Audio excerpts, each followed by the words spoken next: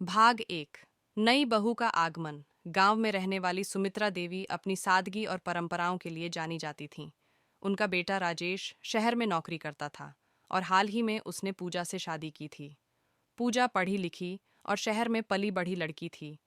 शादी के बाद पूजा पहली बार गांव आई।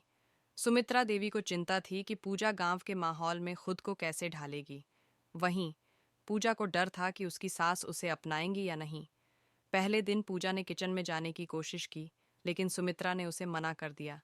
उन्होंने कहा, तुम्हें आराम करना चाहिए, अभी नई आई हो, धीरे धीरे सब सीख जाओगी।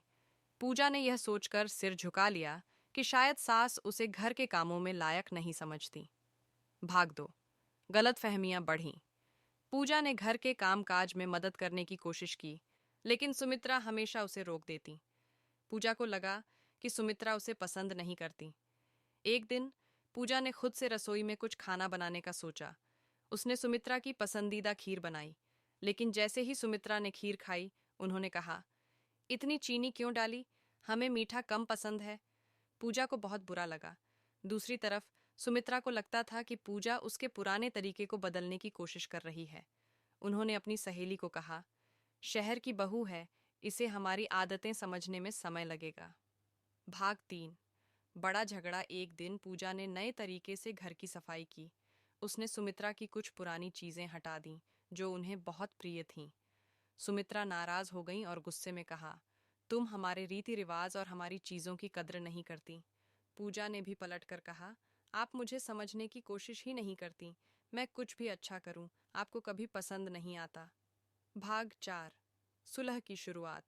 उस शाम राजेश ने दोनों को शांत करने की कोशिश की, लेकिन कुछ भी काम नहीं आया। पूजा और सुमित्रा एक दूसरे से बात करना भी बंद कर चुकी थीं। एक दिन पूजा की तबीयत अचानक खराब हो गई। सुमित्रा ने बिना समय गंवाए पूजा की देखभाल की।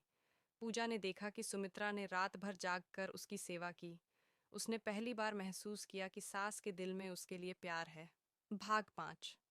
रिश्ता मजबूत हुआ। इसके बाद पूजा ने सुमित्रा के पुराने रीति रिवाजों को समझने की कोशिश की और सुमित्रा ने पूजा के नए तरीकों को अपनाने का प्रयास किया।